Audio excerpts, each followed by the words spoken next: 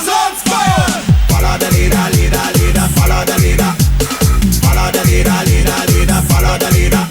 Buenos días. Como ustedes bien saben, este programa Room Service en la Selva Global obedece a una serie de razones muy personales, pero que siempre prefiero aclarar desde el principio.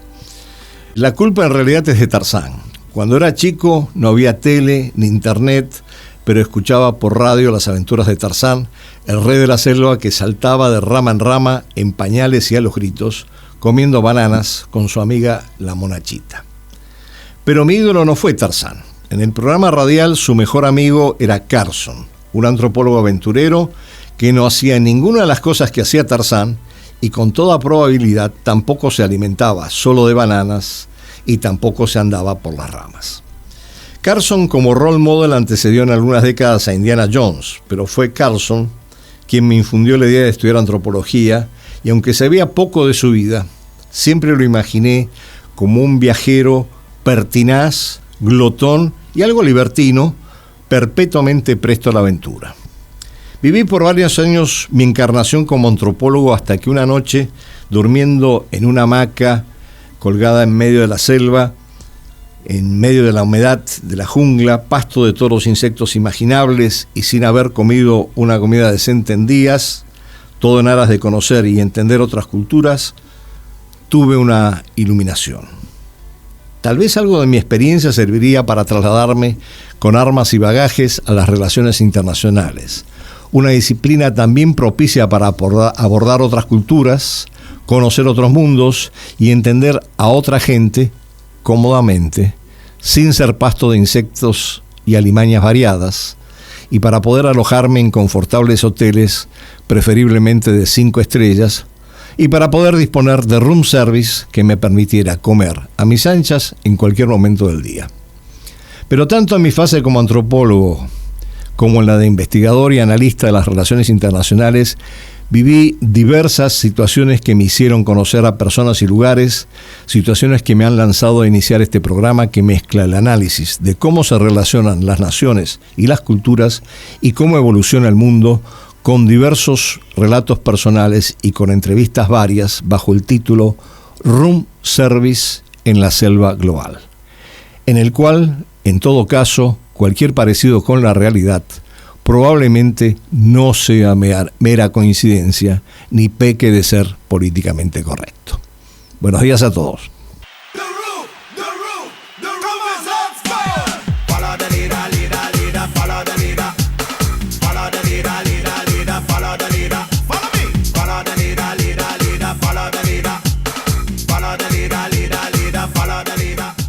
Buenas tardes a todos nuestros oyentes y gracias por seguirnos con tal asiduidad y gracias también por las opiniones, comentarios que nos hacen llegar. Hoy tenemos un programa especialmente dedicado a México y un tema muy particular que es la reforma judicial de México. Pero en función de eso, quizás un poco de contexto previo antes de abordar a nuestro entrevistado de hoy sobre el tema específico de la reforma del Poder Judicial. Creo que tenemos que tener en cuenta que en estos tiempos convulsos que se están dando en el sistema internacional, lo que hay que remarcar es que el 1 de octubre del año pasado asume como la primera mujer presidente de México, Claudia Sheinbaum, de alguna manera en seguimiento de la administración anterior de Andrés Manuel López Obrador, del partido Morena ambos, esto generó en un principio, todavía no había asumido Trump su segundo mandato, y generó en un principio una serie de discusiones y debates entre sus asesores con respecto a cómo se iba a desarrollar la relación tan importante de México con los Estados Unidos. México en realidad es el primer socio comercial de Estados Unidos a partir del año pasado, y particularmente en el marco del TEMEC, del Tratado México-Estados Unidos-Canadá, que es una renovación y actualización de lo que originalmente fue la NAFTA. Y en este contexto había como dos posiciones claras, ¿no? Una que insistía que ante la posibilidad de que ganara Trump, este iba a enfatizar en función de su base electoral los temas en la relación con México, los temas de migración, de narcotráfico y el blindaje fronterizo. Y otro grupo que focalizaba la atención más bien en que la agenda iba a correr por el lado del comercio y los aranceles en la relación entre México y Estados Unidos. Lo que sucedió, de hecho, es que al principio pareciera, una vez asumido Trump, que iba a primar la primera idea, pero con la política desarrollada por Donald Trump en términos de los incrementos arancelarios a nivel mundial, esto también afectó a México y se desarrollaron una serie de tensiones sobre distintos temas y particularmente sobre el tema de los aranceles en el comercio entre México y Estados Unidos. Y en este sentido, pareciera que todo se hubiera focalizado sobre el tema de los aranceles y ahora nos encontramos en una situación en donde esto de alguna manera se empieza a replantear. Dada la guerra entre Israel e Irán, con sus repercusiones a nivel global, algunas afectan también la relación de México con Estados Unidos. Yo diría que esto se manifestó muy claramente en la reunión del G7 reciente en Canadá, donde asistió la presidenta Sheinbaum y el presidente Trump, pero el presidente Trump se retiró antes de que finalizara la reunión, siendo que había previsto una reunión bilateral entre ambos. La narrativa semioficial en México fue de que en realidad Trump no se atrevió a reunirse con Sheinbaum, pero bueno, eso es una interpretación posible, no necesariamente cierta. Lo cierto es que después de ese encuentro, para llamarlo de alguna manera, se produjo una llamada telefónica muy importante entre ambos mandatarios y la presidenta Sheinbaum expresó públicamente de que en realidad había planteado avanzar más allá de los temas de comercio en una especie de acuerdo general que incluyeran también los temas de migración y los temas de seguridad, obviamente con referencia al narcotráfico. Los temas de migración, además, aparecen como especialmente relevantes en este momento, dado que la detención de migrantes ilegales o legales inclusive, en el caso en Estados Unidos, en Los Ángeles, ha provocado 4 o 5 días de disturbios y la intervención de la Guardia Nacional bajo mandato directo del presidente y el envío de Marines inclusive para contener estos disturbios. Pero lo llamativo de estos disturbios que muchos de los manifestantes llevaban banderas mexicanas como símbolos de protesta frente a la actuación del ICE, el mecanismo que se ocupa de los migrantes ilegales y que había producido una serie de redadas.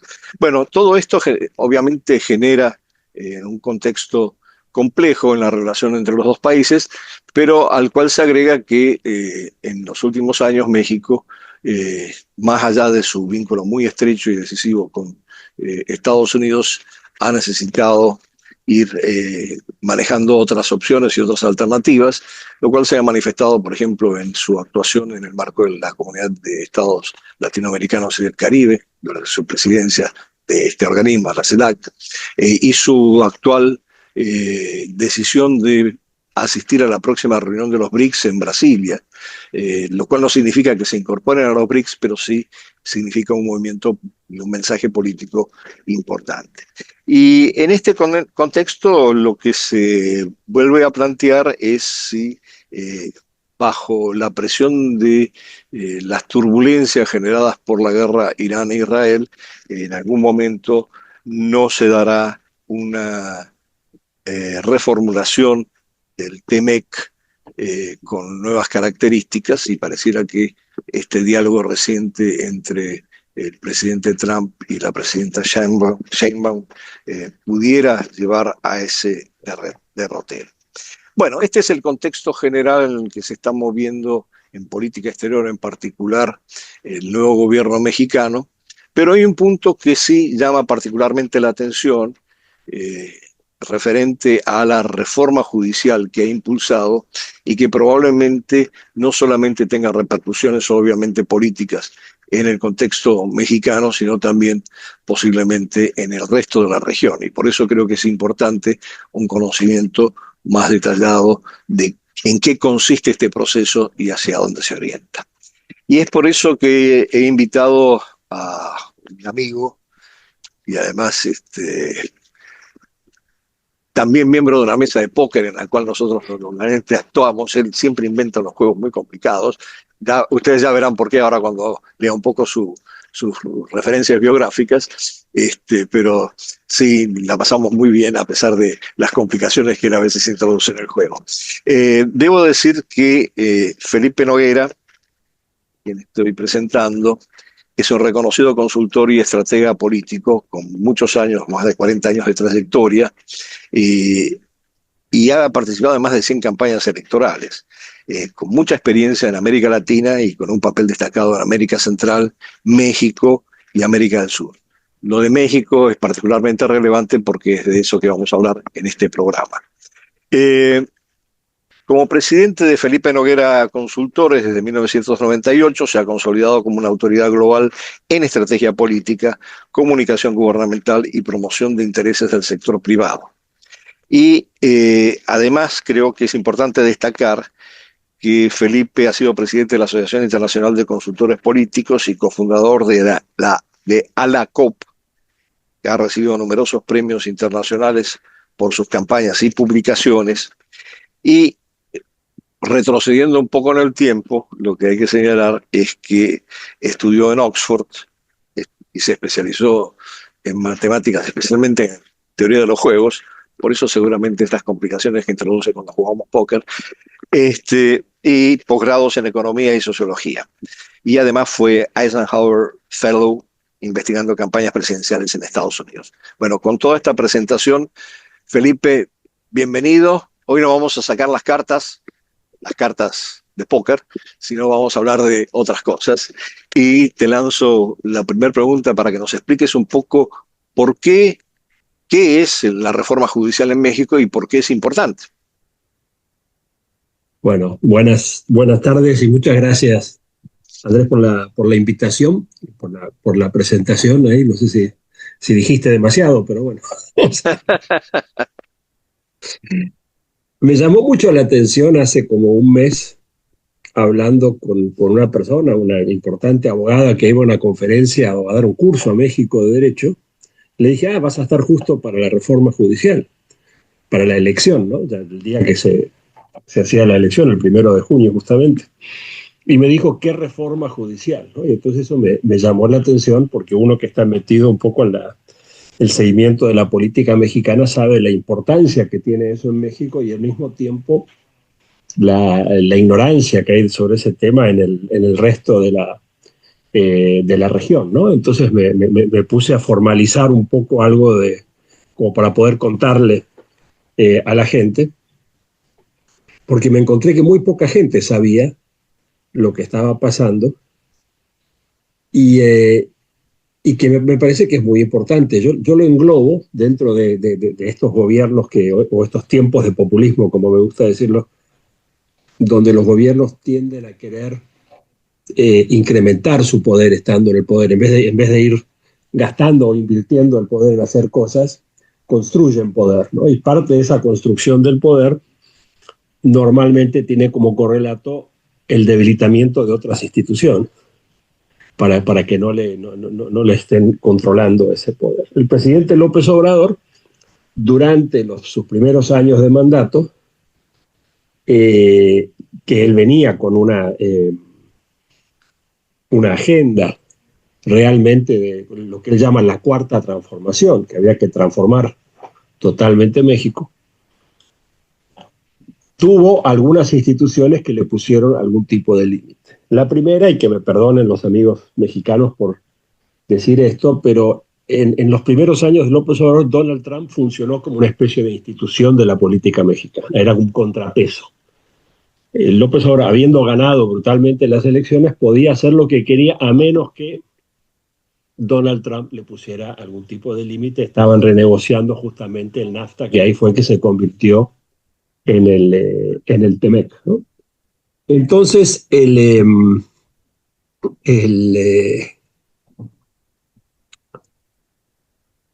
después, sus segundos 3 años de mandato ya no estaba Donald Trump. Él siguió haciendo una serie de cambios institucionales y había dos instituciones que le seguían poniendo ciertos límites. El Poder Judicial, en general, especialmente la Corte Suprema, y el Instituto Nacional Electoral, el INE, que organiza las elecciones. López Obrador sigue adelante con sus políticas casi como era el viejo PRI. Hay casi un dedazo. Él dice que Claudia Sheinbaum tiene que ser su sucesora, si bien hay todo un proceso electoral, etc. Y logra una mayoría muy grande en las cámaras, cambia la Constitución para que haya un periodo donde él sigue siendo presidente, pero ya están los nuevos diputados, y tiene lo que llaman allá las supermayorías, o sea, logra, por el método del sistema electoral mexicano, mayorías muy grandes en Cámara de Diputados y Senadores, como que en los últimos días de su gobierno puede hacer prácticamente lo que quiere. Para lograr eso, ya desde antes venía haciendo cambios en el Instituto Nacional Electoral, especialmente quitándole presupuesto, que no pueda de alguna manera estar controlando tanto los procesos electorales. Y el Instituto Federal Electoral, que después se convirtió en el nacional, fue en el año, si no me equivoco, en el año 2000, en todo ese proceso, el protagonista de alguna manera de la democratización, dirían algunos de México, cuando pierde el PRI por primera vez y gana otro partido. Y le va quitando esa posibilidad, y luego, con esa mayoría ya en las cámaras, pasa una ley de reforma judicial que nadie pensó que podía pasar, porque era tan extrema, donde básicamente lo más notable es que se eligen a todos los jueces, ¿no? Entonces, ¿y cómo van a hacer? ¿Y qué complicado que es? Y finalmente se arma una elección donde fue el 1 de junio de este año, donde había que votar como por 51 cosas distintas. Estaba la Corte Suprema, la otra corte, las cortes locales, los estatales, pero todo se elegía. Entonces, la única posibilidad de que alguien salga electo es que tenga algún grado de organización para lograr un voto movilizado, un voto, digamos, de aparato. Entonces había varios aparatos dentro de Morena que llevaron a cargo este proceso. Entonces todo el mundo ya medio sabía que, si bien parecía la cosa más democrática que hay, todos los jueces responden a la política. Es un poco parecido a ese debate que hay en Argentina, donde de repente alguien dice, bueno, faltan 2 jueces en la Corte Suprema, pongamos uno del gobierno y uno de la oposición, ¿no? Y obviamente los más juristas, los más institucionalistas dicen, no, eso es lo que no hay que hacer, hay que poner 2 buenos jueces. La representación política está en el Congreso o está en la presidencia. Entonces, entre la debilidad del Instituto Electoral, la necesidad de las estructuras para lograr imponer gente, solo votó el 13% del padrón. O sea, el 13% fue a votar. Ahora, como tenían que votar por como 51 cosas, si uno toma cargo por cargo, hay poca gente, menos del 10% en muchos casos, que votaron. Los que se oponen a la reforma judicial o se oponían, dicen, esto la vuelve, ¿no? 10%, 13% lo vuelve ilegítimo. La presidenta Sheinbaum decía, votó más de 10 millones de personas. Antes nunca nadie votaba por los jueces. Y entonces se completa de alguna manera este proceso donde en un primer momento ya no tienen tan encima a Donald Trump, debilitan el poder electoral, debilitan el poder judicial, que ahora es parte prácticamente del sistema político.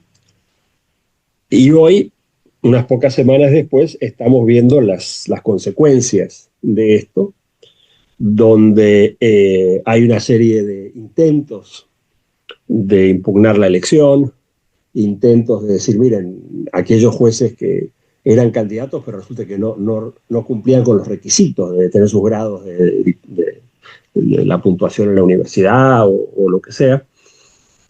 Y se está manejando, digamos, una línea con poco poder político, tratando de definir estas impugnaciones, y por otro lado, con mucho poder político, tapando como parches, diciendo, bueno, pero esto está lo que creo. Y la noticia en los últimos días, que llama la atención, es esta jueza, creo que es en Chihuahua, que salió electa como jueza federal, digamos, dentro del estado de Chihuahua, que era la abogada del Chapo Guzmán, del narcotraficante, hace relativamente poco, ¿no? Entonces uno dice, bueno, claro, fue electa, ¿no? Públicamente, y eso también de alguna manera aviva ciertas especulaciones de que el presidente López Obrador se llevaba demasiado bien con los narcos, de alguna manera. Él decía que tenía una política de abrazos y no balazos, ¿no? Entonces tenemos una situación hoy donde se ha generado esta reforma. Es una especie de bólido que pasa y que nada la puede parar. Todavía obviamente no se ven consecuencias de este tema, y al mismo tiempo la presidenta Sheinbaum, yendo un poco a la narrativa que hacías del Temec y de Trump, etcétera, a diferencia del presidente López Obrador, que quizás no estaba preparado para vérselas con Trump, yo creo que en México hubo mucha preparación, sabían con qué se las iban a ver. Entonces, con un equipo técnico bueno, tanto en la comunicación como, por ejemplo, el hecho de que el actual ministro de Economía de Sheinbaum, Marcelo Ebrard, fue el canciller de López Obrador y fue también sucesor de López Obrador como jefe de gobierno de la Ciudad de México, Sheinbaum también. Entonces tienen un equipo que muchas veces compiten entre ellos por las posiciones, pero después funcionan juntos. Y creo que fueron muy hábiles, primero, en entregar el tema de la migración, ¿no? Sí, bueno, que no haya más migrantes, etcétera. Ellos han tratado de ayudar en lo posible y creo que se han beneficiado de ese tema, aunque no lo puedan decir, porque están los que protestan en Estados Unidos con la bandera mexicana, del ICE, etcétera. Es muy distinto el problema de las deportaciones que hay ahora, donde México puede ser visto como, bueno, hay que ayudar a los mexicanos que están en Estados Unidos.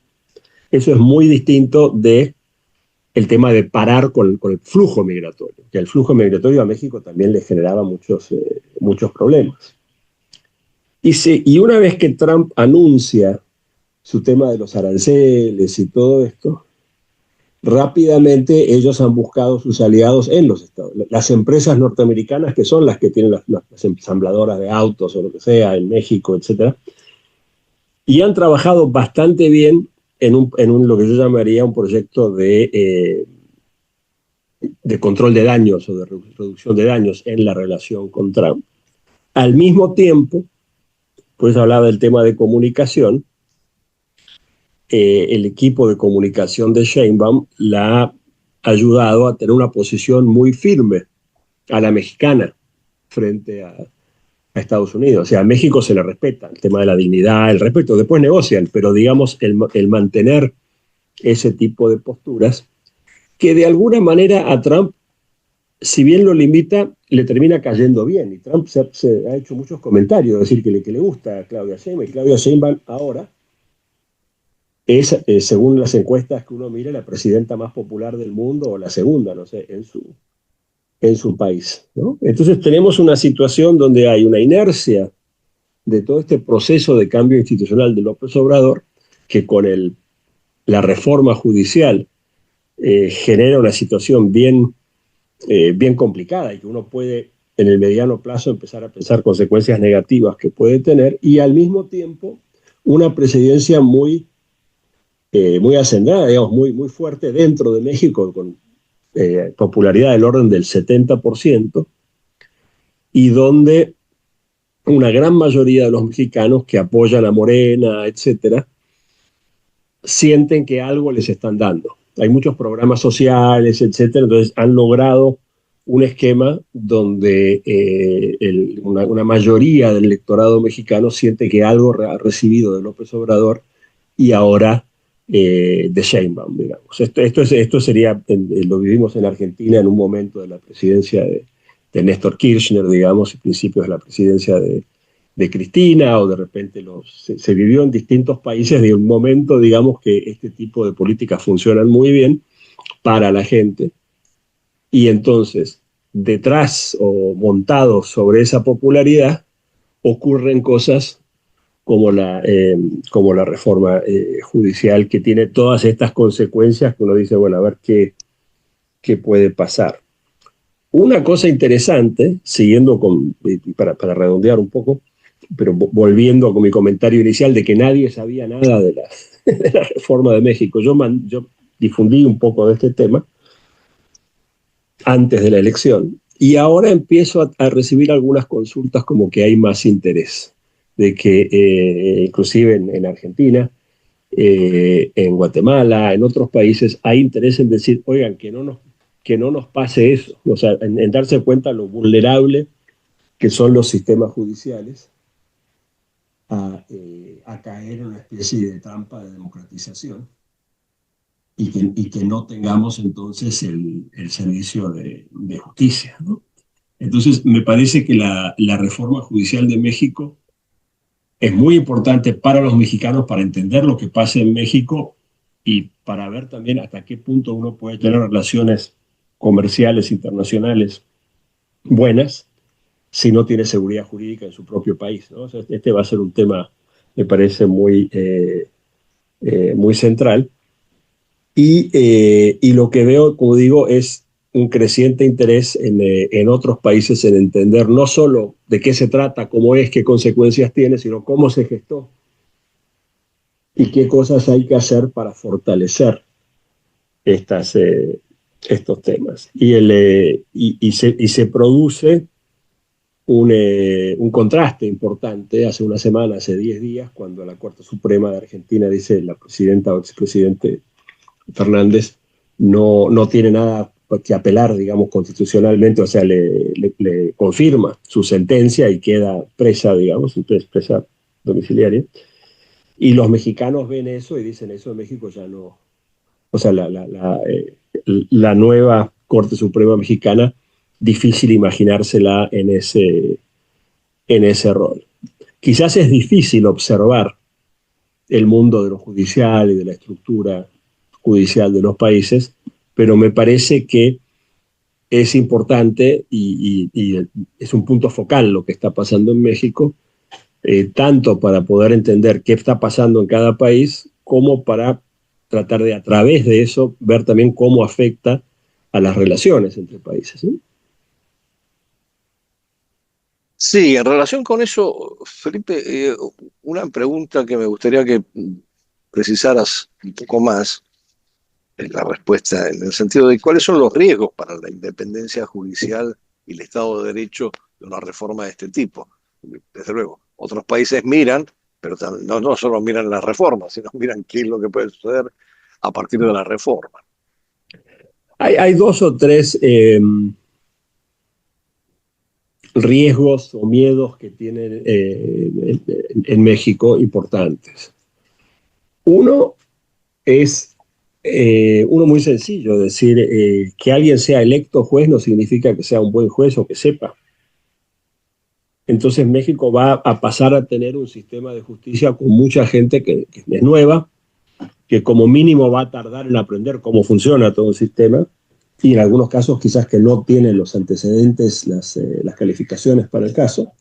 O sea, un primer tema es un sistema de justicia que no funcione, y que no pueda resolver temas. Ese es uno muy, muy sencillo. Un segundo tema es que al ser los jueces como fueron votados por estos grupos de votantes organizados básicamente por distintos grupos dentro de Morena, son como tribus o facciones dentro de de Morena, entonces la justicia pasa a ser un bien político de alguna manera, con todas los riesgos de corrupción que puede traer esto. Entonces, un segundo tema, bueno, si yo voy a hacer negocios a México, ¿qué seguridad jurídica tenga? Relacionado al primero, también es un tema casi de costos.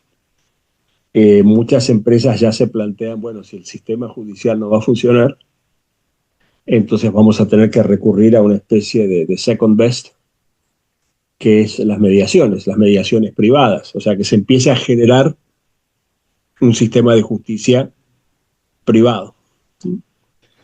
Y el otro miedo importante o riesgo importante que se menciona bastante es el miedo de la injerencia del crimen organizado. Es decir, que efectivamente hay figuras, algunas muy notorias y otras que se dice que ahora están dentro del sistema de justicia. Entonces, si uno se plantea, por ejemplo, como un tema de colaboración internacional, en primer lugar entre México y Estados Unidos, pero uno podría decir entre México y todo el continente, porque el Jalisco Nueva Generación o el Cartel del Golfo están en todas partes, digamos, ¿no? Son multinacionales. Si ellos tienen una gran injerencia dentro o ciertas seguridades dentro del sistema judicial mexicano, entonces eso también los vuelve más fuertes de alguna manera, ¿no? Entonces es el tema de decir esto se ha vuelto totalmente político. Claro, muchos mexicanos dicen sí, pero en la época del PRI también era así. Es decir, antes de que se produjera todo este cambio hace 25 años y que México haya pasado este periodo que Claudia Sheinbaum lo llama el periodo neoliberal, ¿no? Que ya terminó con ellos, pero ese periodo neoliberal que es como en Argentina los Kirchner diciendo los 90, es más o menos la misma, digamos, el mismo concepto. En ese periodo sí se generó en México una cierta independencia del Poder Judicial, pero antes la justicia era parte del sistema político y dependía del PRI. Ahora solo que depende bueno, vamos a ver cómo sigue esta historia, recién está empezando. Entonces, si México, cuando se da esta confrontación creciente de Estados Unidos con China, México empieza a flamear la bandera del nearshoring, ¿no? Es decir, bueno, dejen de producir en China, acá cerquita también los atendemos, digamos, ¿no? En vez del offshore, ¿no? El nearshore, la costa cercana, si se quiere. Eso se ve un poco complicado por decir, bueno, pero me voy a meter ahí y ¿qué? Entonces, me parece que estos son costos importantes. Y quizás diferenciándolo un poco de este último punto, que es la comparación con el PRI de los años, digamos, de gloria del PRI que manejaba todo, tenía unas ciertas reglas del juego, ¿no? El sistema mexicano, donde el presidente era una especie de emperador por 6 años y después tenía que desaparecer, pero donde estaba todo unificado. Cuando el PRI pierde la presidencia y llega el presidente Fox en el año 2000, hay un presidente del PAN y después otro, el presidente Calderón, y muchos gobernadores del PRI. Y los gobernadores del PRI se empiezan a volver pequeños reyes en sus estados, porque ya no tenían que responder a un presidente, a un emperador que los manejaba a todos. Y les gustó eso. Tanto es así que cuando vuelve el PRI al poder y el presidente pasa a ser de vuelta del PRI, pasa a ser Peña Nieto, que era uno de estos gobernadores, era el gobernador del Estado de México, los gobernadores ya no le hacen caso como antes. O sea, ya no tiene ese control. Y uno puede entender o tratar de ilustrar la construcción del poder de López Obrador como alguien que está tratando de reconstruir ese PRI del cual él había sido parte en los años 70, 80, donde el presidente manda y entonces el presidente forma su propio partido, Morena. Morena hoy gobierna, si no todos los estados, creo que todos menos 2 o 3, pero a su vez los tiene a todos agarrados con la billetera, ¿no? O sea, está tratando de restablecer este sistema de control central. Ahora, cuando él designa a Claudia Sheinbaum como su sucesora, no está claro que ahí se esté cumpliendo con la otra parte de las reglas del PRI, que es el que viene, ocupa el espacio, aunque haya sido designado por el otro, lo desplaza totalmente. Y hoy en México, si bien la presidenta es muy popular y se dice que está haciendo un buen trabajo, hay muchos otros, ¿no? El presidente del Senado, el presidente de la Cámara de Diputados, el propio hijo de Andrés Manuel López Obrador, Andy López, como le dicen, Andrés López Beltrán, que sienten, digamos, que ellos no están sometidos a ella. Entonces podríamos tener una situación que no está tan verticalmente ordenada, que era parte de ese orden del PRI, y entonces en ese sentido el Poder Judicial puede ser parte de un cierto campo de batalla, digamos, ¿no? Entre todas estas facciones. Son especulaciones porque obviamente esto recién claro. ha sucedido. Claro. Hay una serie de argumentos de hay que impugnar o votó poca gente, etcétera, pero la popularidad de la presidenta y el poder que tienen las cámaras, etcétera, le permite de alguna manera pasar todo esto por arriba, ¿no? Muy claro el panorama. Ahora, me gustaría volver al tema de la reforma judicial en sí, no tanto referida a este panorama político de México, sino en cuanto a sus repercusiones regionales. ¿Cómo lo miran en América Latina otros gobiernos, otros países? ¿Qué actitud asumen frente a esta reforma? Yo estoy viendo, la primera respuesta es ignorancia. O sea, nadie sabía que estaba pasando esto, ¿no? Lo vi. Sí. Yo empezaba a hablar de esto y me mira, ¿de qué estás hablando? En la medida que se van enterando, hay dos reacciones. O bueno, una es los que se van enterando y dicen, no queremos que esto pase. Pero también hay otros, y eso se ha visto en esta última semana en Argentina, donde dicen qué buena idea elegir a los jueces. Uno de los argumentos de los que apoyan a Cristina Fernández de Kirchner y dicen ella no debería estar presa, la metieron presa a estos jueces. ¿Quién los eligió? O sea, empieza este proceso de que los jueces deberían ser elegidos democráticamente.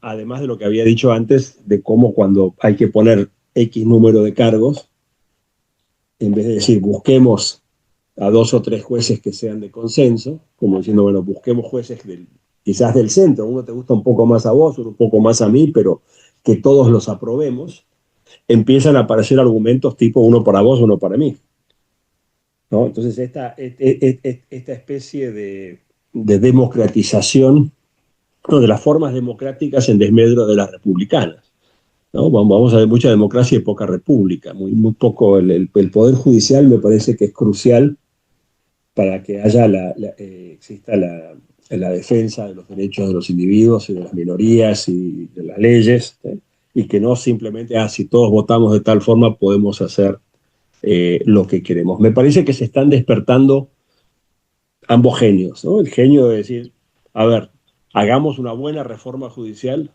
porque si no se viene una mala, y otros que dicen, no, democraticemos la justicia porque así podemos zafar, y entonces, un ejemplo interesante, no sé si han comentado este caso, es un caso muy de entrecasa de Argentina, más o menos, en la provincia de Buenos Aires, en San Isidro, el juicio por el supuesto asesinato de Maradona, ¿no? Que dice que en realidad los que lo estaban cuidando lo mataron.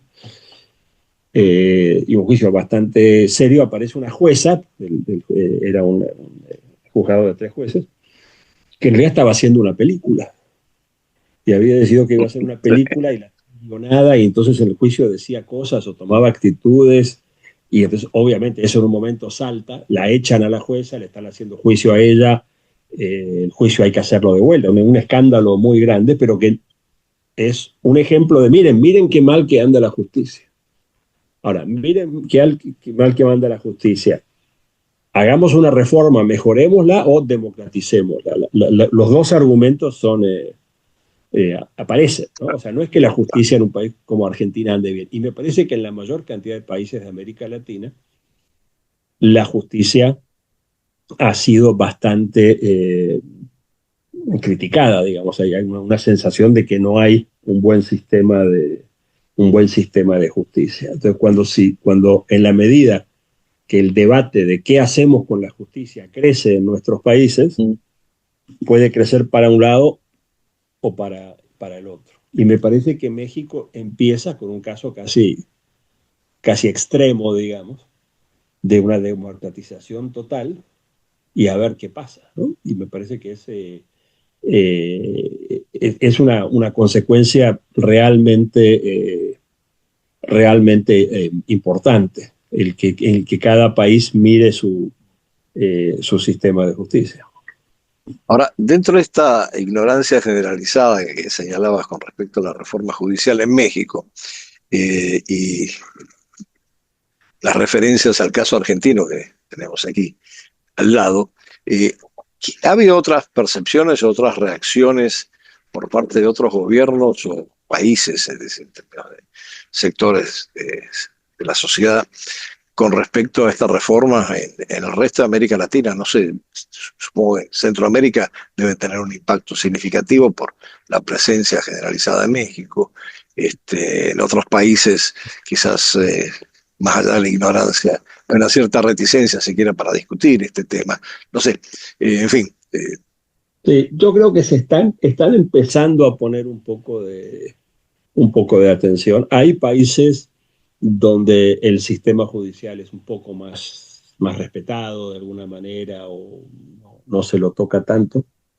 Pero yo diría que según el color del gobierno, los gobiernos que son más afines a las posiciones de López Obrador, etcétera, están empezando a decir, mira, podríamos hacer algo así. No sabría decirte en este momento casos concretos. Yo le comenté este tema hace un mes y medio a un importantísimo político chileno y que no tenía idea de que esto estaba, y que le pareció interesantísimo, diciendo, uy, tenemos que fijarnos en este tema, ¿no?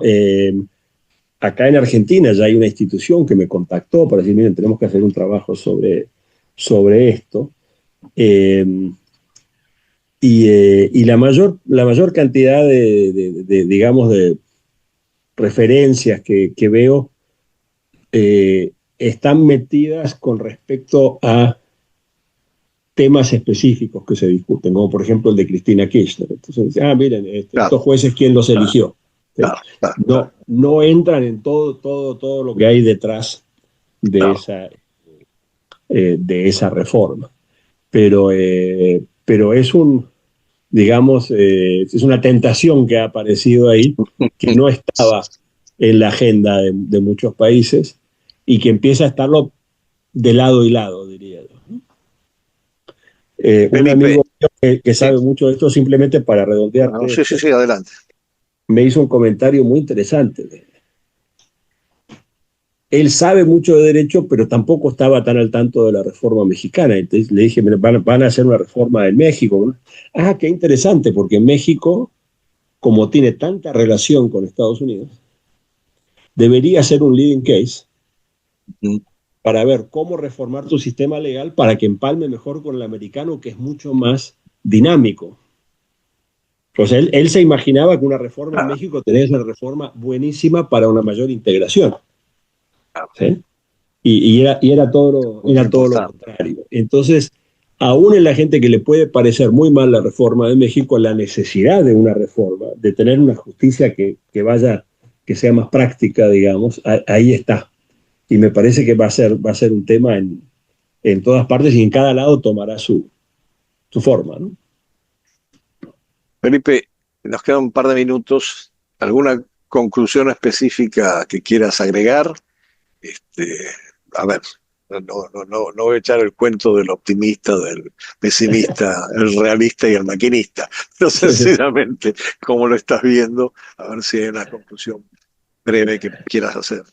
No, yo soy bastante optimista en general, pero es práctico ser optimista. No anda de mejor humor. Sí, cierto. Yo creo que hay y es algo que yo, como decías, hace más de 40 años que me dedico a esto. Por ejemplo, yo estuve metido en la elección de Violeta Chamorro hace casi 35 años en Nicaragua. Entonces, cuando falleció Violeta, digo, importantísima, y a nadie le importa, ¿no? Si quieren hablar periodista, me dicen, no. Tenemos mucho que aprender entre países, entre experiencias. O sea, América Latina es como una especie de gran juego de experimentos, digamos, ¿no? Es decir, acá estamos probando con esto, ¿no? El sistema de pensiones de Chile, el acuerdo nacional en Perú. Hay un montón de cosas que uno las dice y todo el mundo se queda viendo, ¿qué es el acuerdo nacional en Perú? Y eso no es lo más parecido que hay en América Latina, un pacto de la Moncloa. O sea que eso en algún lado funcionó, y más o menos sí. Entonces uno dice, ¿no? Tenemos muchos aspectos de este tipo, ¿no? Y creo que es un buen momento para pensar más allá, ¿no? De cosas así de corto plazo, que son un poco a veces espectaculares, como las políticas de Bukele o de Milei o de quien sea, digamos. Pero que hay un montón de trabajo para hacer, y muchos ejemplos interesantes entre países que uno dice, mira, eso de ahí, eso me sirve, ¿no? No, estoy totalmente de acuerdo que hay que ir más allá de los titulares del día y ver un poco más a fondo, y para todos es un buen aprendizaje para muchas de las cosas que queremos impulsar en América Latina. Bueno, te agradezco muchísimo por tu participación en el programa, esta conversación. Quiero hacer constar que esto revela que no estás aquí por tus habilidades pokerísticas, sino por tu conocimiento de los temas. A pesar de que sospecho que la otra noche ganaste, pero no importa, vamos a dejarlo así. No, realmente te agradezco muchísimo, Felipe. Te reitero la invitación para que en otro momento hablemos de otros temas, seguramente en el programa, y te mando un fuerte abrazo. Bueno. Hasta la próxima noche de póker que tengamos. Dale, bueno, muchísimas gracias, Andrés. Siempre es un gusto hablar, y qué bueno tener este canal para compartir estas cosas. Y si hay algún feedback interesante ahí, me contás y las. Sí, seguramente te comentaré si hay comentarios o críticas o cuestionamientos o lo que sea. Te mando un fuerte abrazo, Felipe. Muchísimas gracias. Bye.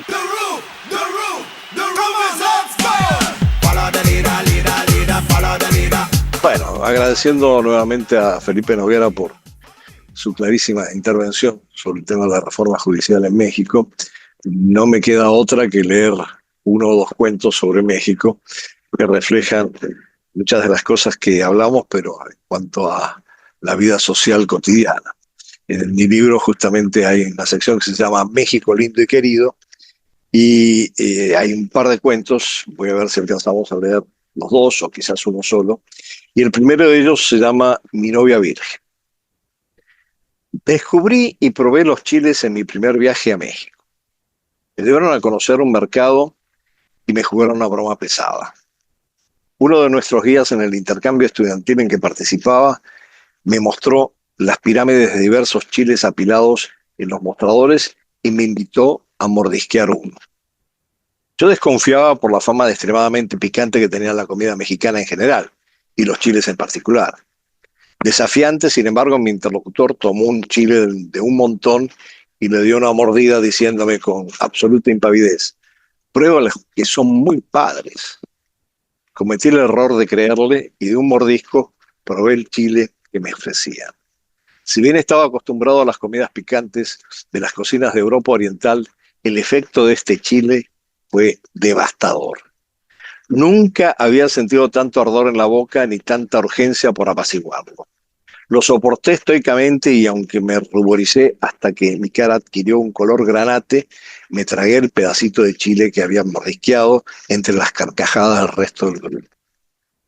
Afortunadamente, entre ellos había una muchacha mexicana que se apiadó de mí y me arrastró a tomar un jugo de frutas para aliviar el ardor.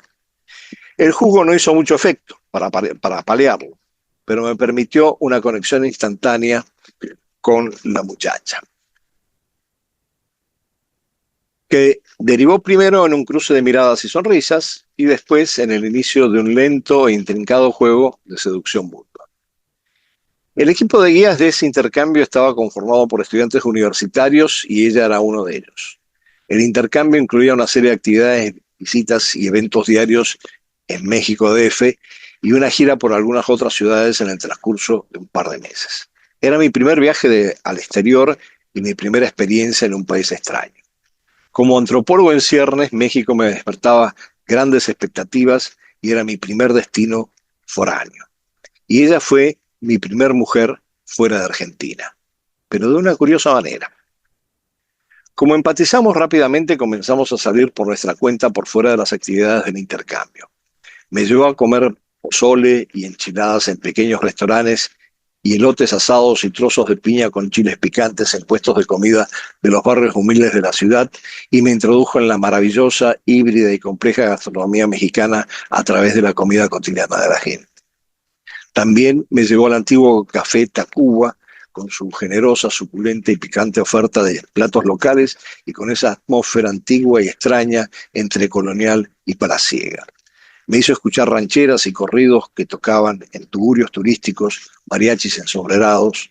Me arrastró por las viejas librerías y sótanos de libros del centro de México, donde pude embelezarme con la diversidad y la riqueza de publicaciones, y me orientó en la lectura de algunos de los escritores y poetas veteranos y emergentes de México. Me inició también en una institución mexicana que desconocía, La Mordida. El par de veces en que la policía nos detuvo en alguno de esos lugares por razones para mí, el güero, como me decían, recién llegado a México, totalmente aleatorias y en que el soborno era la mejor salida. Pero principalmente me marcó por sus cejas oscuras, por sus senos desiguales pero simétricos y por su voraz y paradójica sexualidad. Nuestros encuentros se desplegaron desde una cita inicial en mi habitación de hotel a otros hoteles por hora para evitar el cruce con otros miembros del grupo y con los estudiantes que eran nuestros anfitriones. Entre otras razones, la elección de los hoteles por hora respondía a una forzada discreción dictada por el hecho de que entre estos anfitriones estaba su novio oficial. Pero lo paradójico de estos encuentros era que por esa misma razón no quería perder su virginidad para poder llegar inmaculada a su boda, lo que la convertía en una voraz y desprejuiciada vestal de diversos cultos, ejecutora de múltiples técnicas excitantes, heterodoxas e innovadoras, al menos para mí que venía de la gran aldea y sus rituales preestablecidos en aquella época de liberación sexual incipiente y píldoras anticonceptivas. Y en estas actividades desplegaba toda su inspiración y su sabiduría erótica. Hacia finales de mi estadía tomó, sin embargo, la decisión de sacrificar su virginidad conmigo después de un viaje en grupo que nos obligó a un exceso de maniobras para mantener nuestros encuentros secretos con discreción y en la clandestinidad. Pero ya no había ocasión para un nuevo escarceo privado en los pocos días antes de mi partida de Ciudad de México y no pude ser el perpetrador de la tan ansiada culminación. Aunque dudo que después de mi partida lograra testimoniar su apasionado talante para llegar íntegramente virgen a su boda. Tema sobre el cual nunca volvimos a hablar durante el tiempo que mantuvimos ocasionalmente y mientras espaciaba progresivamente un contacto epistolar. Bueno, muchísimas gracias por tolerarme nuevamente. Los espero en el próximo programa para que sigamos combinando el análisis de la política internacional con relatos y memes y cuentos de distinto tipo. Les deseo muy buenas tardes.